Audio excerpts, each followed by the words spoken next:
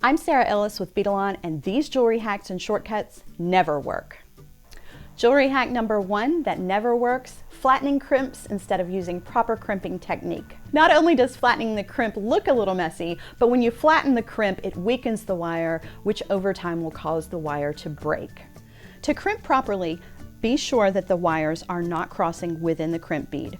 Place the crimp bead in the back notch of the crimping pliers and gently squeeze. Then place the crimp bead in the first notch of the crimping tool sideways with a gentle squeeze. This will give your crimp bead a nice round shape. Most importantly, choose the correct size crimp bead or crimp tube for the wire that you are using. There is even a handy diagram on the back of your bead stringing wire that tells you which size crimp bead or crimp tube you need to go with your bead stringing wire.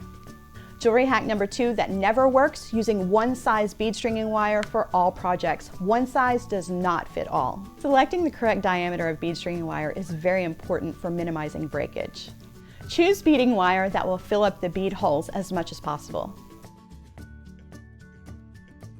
Jewelry hack number 3, not checking your beads and reaming them when necessary.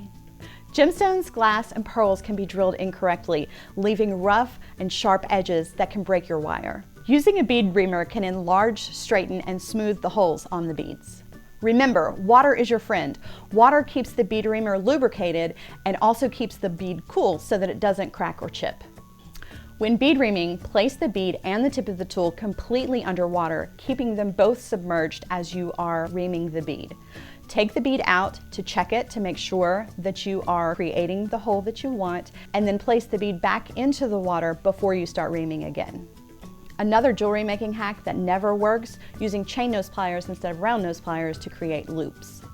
Chain nose pliers are specifically designed to create sharp bends in wire and will never create a smooth loop. Round nose pliers are specifically designed to create perfect loops every time. The last hack that never works: using regular cutter tools on your memory wire. Cutting memory wire with your flush cutter or your nipper tool will damage the blades. Memory wire is tempered steel, which will damage your regular cutters or your flush cutter. It is important to use your memory wire cutting shears because they are specifically designed to cut through tempered steel.